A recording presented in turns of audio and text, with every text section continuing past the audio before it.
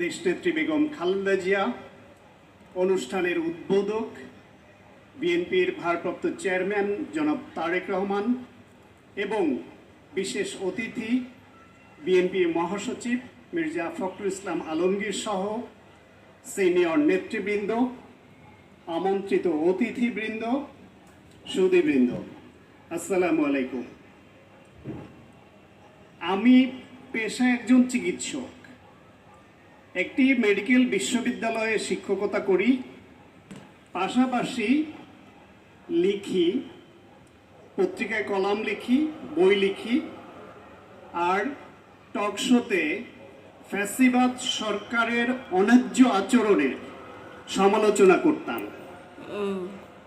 আমি রাজনৈতিক দলের সঙ্গে সরাসরি সম্পৃক্ত নই এই অর্থে যে আমি কোনো পদ ধারণ করি না, কিন্তু বিএনপিকে ভালোবাসি এবং ফ্যাসিবাদকে ঘৃণা করি।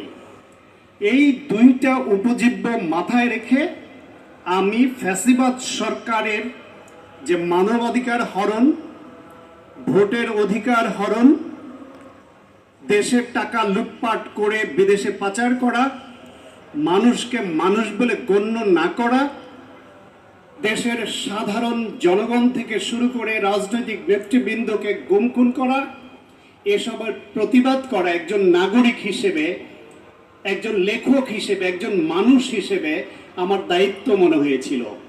ঠিক কথা। আর পাশাপাশি G9 নামে একটা রাজনৈতিক গবেষণা সংগঠন, যেটার প্রতিষ্ঠাতা সাংবাদিক শফিক রেহমান, সেখানে কিছু গবেষণা কাজ করতাম। আমার শফিক রহমান। এই কারণে আমি পর্যন্ত এই সরকার, ফ্যাসিবাদ সরকারের হাত থেকে তখন রেহাই পাইনি।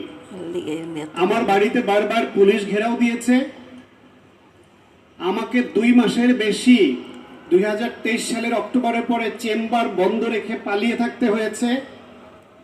আমার বিরুদ্ধে NBR দিয়ে নানান রকমের সমস্যা তৈরি করেছে।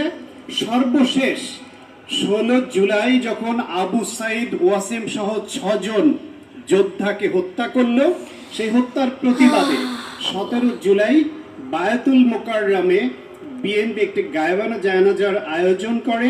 সেই আয়োজনে আমি শুধু দোয়া করতে গিয়েছিলাম, কারণ আবু সাইদ ওয়াসিমদের সেই হত্যা বাংলাদেশের কোনো মানুষ মেনে নিতে পারেনি।